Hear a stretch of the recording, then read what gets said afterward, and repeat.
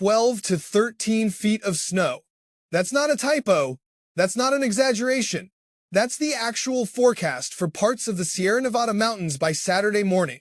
And if you think that's just a mountain problem that doesn't affect you, think again.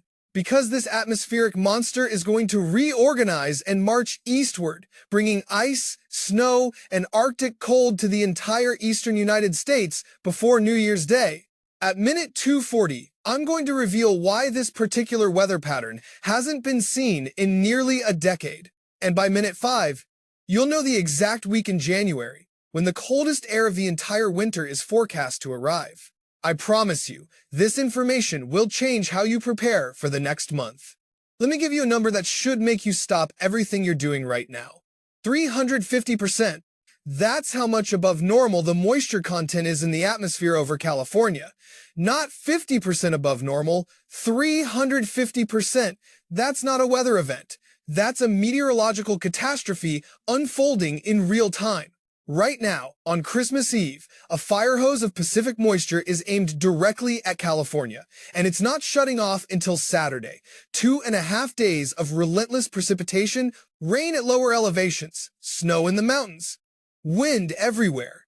Downtown Los Angeles is under a high-risk warning for life-threatening flash flooding. High risk is the National Weather Service's most severe threat level. They reserve this classification for situations where loss of life is likely without proper precautions. This is that situation. 1 to 2 inches of rain per hour is falling right now in parts of Southern California. Let me put that in perspective. A typical rainstorm might drop a 1/4 inch per hour. We're seeing rainfall rates 4 to 8 times normal intensity. The ground can't absorb water that fast. Storm drains can't handle that volume. Rivers and streams overflow their banks. Flash floods form in minutes. And tomorrow, Christmas Day, it continues. The same intensity, the same danger, wave after wave of moisture streaming onshore like a conveyor belt from the Pacific Ocean. In Matthew 7:24 through 27, Jesus told the parable of the wise man who built his house on rock and the foolish man who built on sand. When the rains came and the floods rose, the house on rock stood firm. The house on sand collapsed. Right now, California is finding out which houses were built on rock and which were built on sand.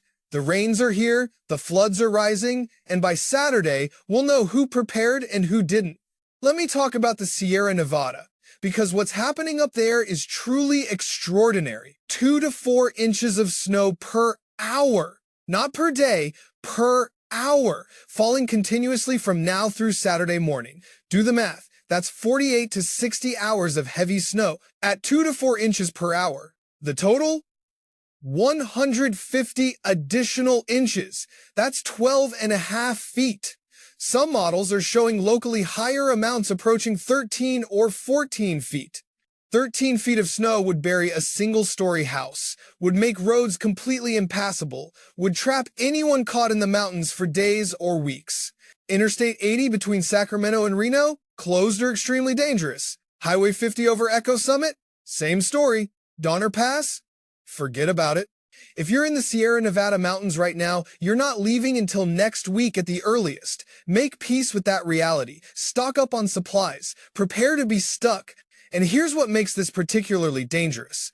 Wind gusts of 70 to 80 miles per hour in the higher elevations. When you combine that kind of wind with heavy snow, you get whiteout conditions. Zero visibility. Complete disorientation. People die in these conditions every year. They step outside their cabin to get firewood and can't find their way back. Rescuers can't reach them because conditions are too dangerous. If you're in the mountains, stay inside. Don't venture out unless absolutely necessary. Wait for conditions to improve. Now let me shift to what's happening after this California storm, because that's when the rest of the country gets involved. This low-pressure system is going to track eastward after Christmas. And as it moves into the central United States, it's going to encounter cold air, lots of cold air. The result? A significant winter storm for the eastern United States between Christmas and New Year's. Starting Friday, December 26th, ice begins developing across northern Minnesota and Wisconsin. Just a light glaze at first, but by Friday night into Saturday morning, that ice zone expands dramatically. Michigan gets hammered with ice. Lower Michigan could see up to a quarter-inch of ice accumulation. That's enough to make roads deadly, enough to bring down power lines, enough to leave people in the dark and cold for days. Then the ice threat shifts southward. Pennsylvania, Maryland, southern New Jersey. Big cities like Baltimore, Philadelphia, Trenton, even Washington, D.C. could see freezing rain. Meanwhile, snow develops across New York State, Buffalo, Watertown, Albany, New York City, Long Island, Hartford. All of you are looking at accumulating snow Friday night into Saturday. And this is just the first of 3 winter storms heading for the Northeast before New Year's Day. Here's the pattern I promised to reveal. And pay close attention because understanding this pattern is critical to preparing for what's ahead. We have massive high pressure building over the central United States. This ridge of high pressure is pumping warm air northward from the Gulf of Mexico. That's why we're seeing record warmth across the southern plains and Gulf Coast. Dallas could hit 80 degrees on Christmas Day. 80 degrees. Wichita Falls, Waco, all across Texas, temperatures in the 70s and 80s. Record highs possible from the Gulf Coast through the Carolinas. But here's the flip side. While warm air dominates the southern United States, bitterly cold air is building over western Canada. Yukon, British Columbia, Northwest Territories, Alberta, temperatures 40 to 50 degrees below normal. That's not wind chill, that's actual air temperature. 40 to 50 degrees colder than what's typical for late December. And that Arctic air is going to start spilling southward. In pulses, in waves, 3 separate shots of cold air between now and early January. Shot 1 arrives this weekend. Cold air floods into the Northeast and Quebec. This fuels our first winter storm Friday night into Saturday. Shot 2 arrives December 29th and 30th, just before New Year's Eve. This is a bigger, more significant Arctic blast. It brings genuinely dangerous cold to the entire eastern half of the United States. Wind chills at midnight on New Year's Eve in New York City around 20 degrees. That's actually not bad compared to what's further north. Toronto, Montreal, wind chills below zero. Sub-zero wind chills across southeastern Canada and the northern United States. If you're going out for New Year's celebrations, bundle up in layers. Start your car early to warm it up. Exposed skin can develop frostbite quickly at these temperatures. Shot 3 arrives in early January behind the 3rd winter storm. This could be the coldest of the 3 Arctic blasts. And it sets up a pattern that could persist through much of January. Now here are the 3 critical actions you must take before this weekend. Action 1. Winterize everything. Your home, your car, your outdoor plumbing. Pipes in unheated spaces need insulation. Vehicles need antifreeze checked. Batteries tested. Tires inspected. This isn't a one-day cold snap. This is a pattern shift towards sustained winter cold. Take this seriously. A burst pipe can cause thousands of dollars in damage. A dead battery in sub-zero temperatures can leave you stranded. Bald tires on ice can cause accidents. Do the work now while you can. Action 2. Stock emergency supplies. Not just for a day or two, for a week. Because if you lose power during an ice storm with Arctic air behind it, help might not arrive quickly.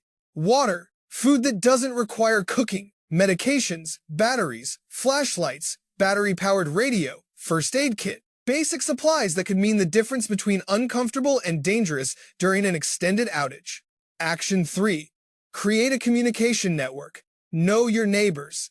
Have phone numbers written down, not just stored in your phone. Establish who's checking on whom during emergencies. Elderly people living alone are the most vulnerable during winter emergencies.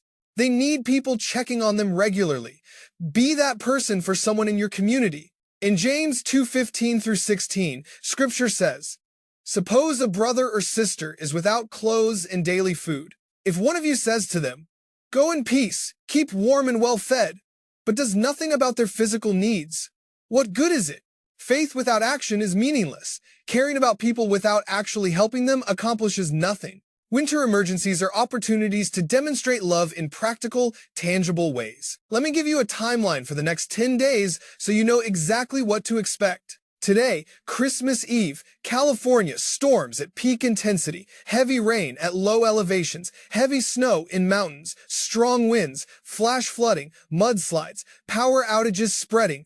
Tomorrow, Christmas Day, California storms continue. Same intensity, same dangers. Record warmth across southern plains and Gulf Coast.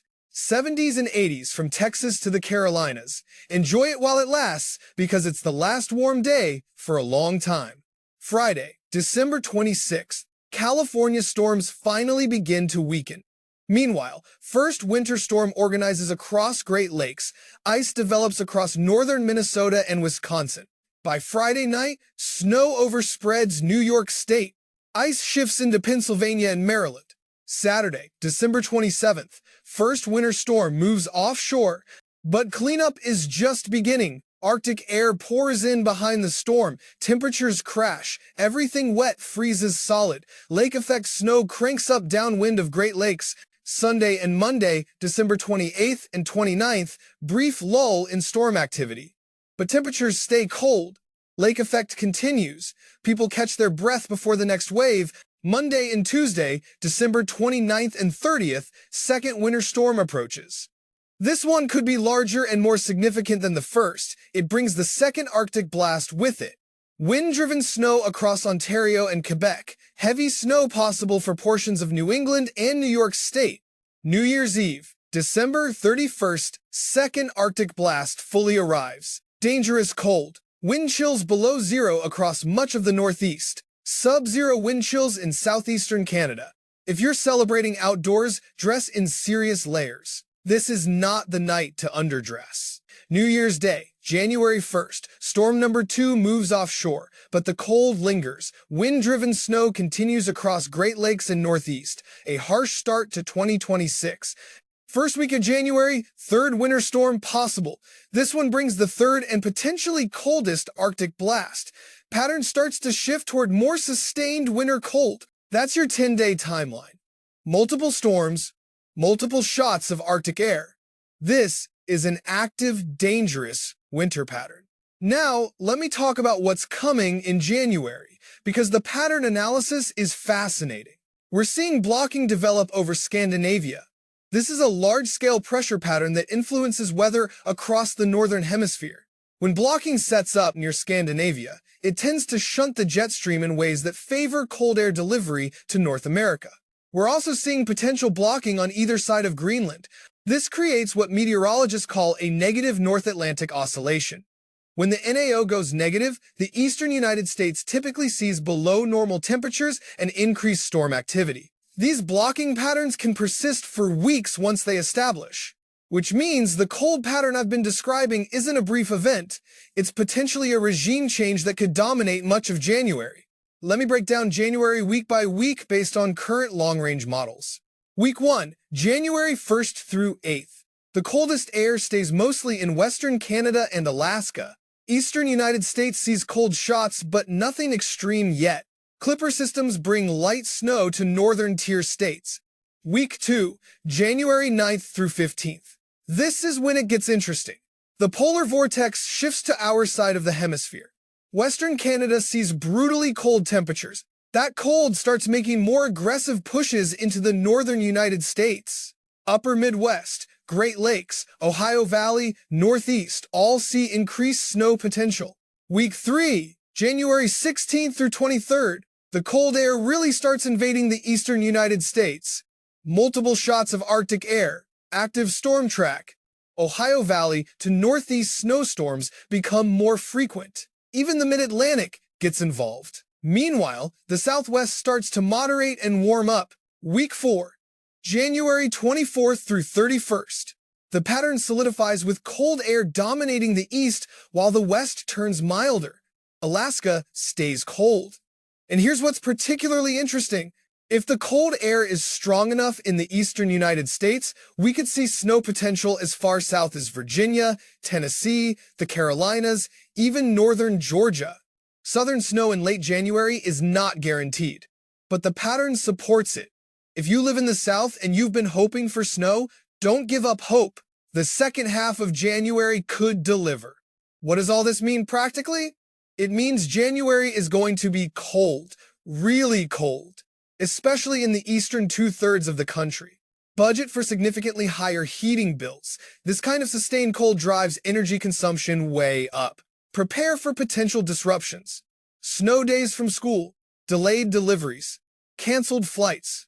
When winter patterns get this active, normal routines get interrupted. Have backup plans for heating, for power, for communication, for transportation. When systems fail during extreme cold, having alternatives can be life-saving. Let me talk about specific cities and what you need to know. Los Angeles and Southern California, you're in crisis mode right now through Saturday. 8 to 10 inches of additional rain, flash flooding guaranteed, mudslides highly likely, power outages spreading. Avoid unnecessary travel. Have evacuation plans ready if you're in vulnerable areas.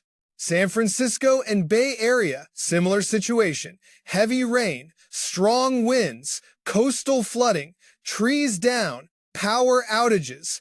This is a multi-day severe weather event. Take it seriously. Sacramento and Central Valley, flooding is your primary concern. Agricultural areas will flood. Levees are being tested. Some may fail. Stay informed about conditions in your specific area. Las Vegas, you're not escaping this. Flash flood risk extends into southern Nevada. 2 to 4 inches of rain possible in mountains around Las Vegas. Desert flooding happens fast and is extremely dangerous.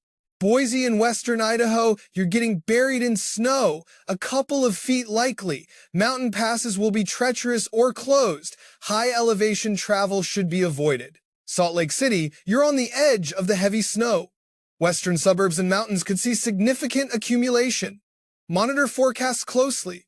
Minneapolis and northern Minnesota, ice storm Friday into Saturday, then brutal cold. Protect your pipes, have backup heat, check on elderly neighbors. Milwaukee and northern Wisconsin, same story. Ice Friday night, then dangerous cold. Wind chills well below zero by the weekend. Detroit and lower Michigan, quarter inch of ice possible Friday night into Saturday. That's power grid threatening ice. Expect outages. Have supplies ready for extended period without electricity. Chicago, you're in a transition zone between ice and snow. Could go either way, but either way, impacts will be significant. Travel Friday night and Saturday will be dangerous. Cleveland and northern Ohio, ice is your main threat, then lake effect snow Sunday and Monday off Lake Erie.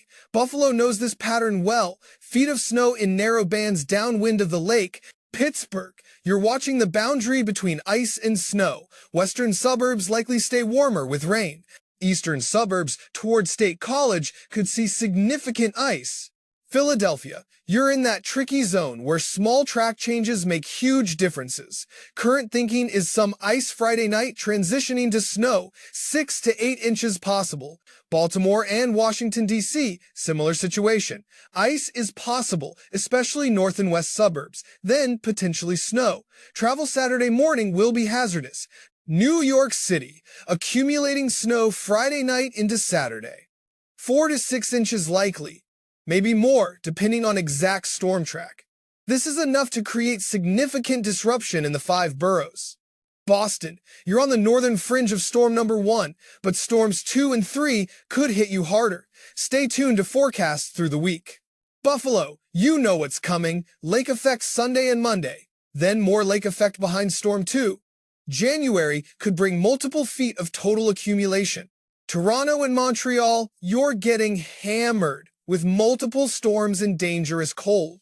New Year's Eve, wind chills below zero. Multiple winter storms. This is a rough stretch for southeastern Canada. Now let me address something critical. Travel safety. The period between Christmas and New Year's is normally one of the busiest travel times of the year. This year, weather is going to make travel extremely challenging and potentially dangerous. If you're planning to travel Friday through Sunday, reconsider if possible. Delay until Monday or Tuesday when conditions improve. If you must travel, prepare extensively. Full tank of gas, emergency kit with blankets, water, food, flashlight, first aid supplies, phone charger, small shovel, sand for traction. Tell multiple people your route and expected arrival time. Check in regularly. If conditions deteriorate, find safe shelter and wait it out. Do not try to push through dangerous conditions. More people die trying to complete their journey than die waiting safely for conditions to improve. Your destination will still be there when weather allows safe travel. Let me talk about the mental and emotional aspects of dealing with extended winter weather.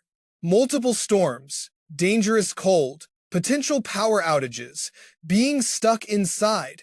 This wears on people, especially during what should be a festive holiday season. Check on people emotionally as well as physically.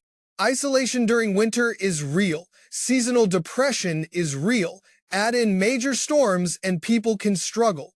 Be that person who reaches out, who checks in, who offers encouragement. Small acts of kindness have enormous impact during difficult times. And if you're struggling, don't hide it. Reach out. Talk to someone. Ask for help. There's no shame in admitting winter is hard for you. Many people feel the same way. In Philippians 4:6-7, Paul writes, "Do not be anxious about anything, but in every situation, by prayer and petition, with thanksgiving, present your requests to God. And the peace of God, which transcends all understanding, will guard your hearts and your minds in Christ Jesus." Anxiety about weather is normal, but we don't have to carry that anxiety alone. We can bring it to God. We can ask for peace. We can trust that He's with us through whatever comes. And practically, we can prepare. We can take action. We can help others. Faith and preparation work together. They're not opposites. Let me close with some perspective. This is a significant weather pattern. Multiple high-impact events, dangerous conditions, real threats to safety and property, but it's also temporary. Storms pass, cold moderates, January ends, and February begins. Spring comes. It always does. What matters is how we respond. Do we panic or prepare? Do we isolate or connect? Do we complain or persevere? These challenges reveal character. They show what we're made of. They teach us that we're stronger than we thought. Face this winter with courage rooted in faith and preparation. You have what you need to get through this. God is with you. Community surrounds you. You're not alone. Stay informed. Weather changes, forecasts update, new information emerges. Check forecasts daily during active periods. Stay prepared. Once storms hit, options decrease. Do the work now. Stock supplies. Make plans. Prepare backup systems. Stay connected. Check on people. Let people check on you. We're all in this together. What affects one affects all. Stay faithful. Trust that God walks with you through every storm, that He provides what you need, that He's working even when you can't see how. California, stay safe through your atmospheric river event. This is life-threatening weather. Take warnings seriously. Help your neighbors. Follow evacuation orders. Everyone else, prepare for your winter storms and the cold that follows. This is significant. This is dangerous, but you can handle it with proper preparation. May God watch over you through what's coming. May He provide wisdom, strength, and protection. May we emerge stronger and more united. Thank you for taking the time to hear this briefing. Share it with others who need this information. Check on vulnerable people. Be the hands and feet of Christ in your community. Stay warm, stay safe, and have a blessed Christmas and New Year. This is your winter weather briefing for the next 2 weeks. Take it seriously, act on it, and trust that you're going to be okay. Until the next update, be wise, be kind, be faithful.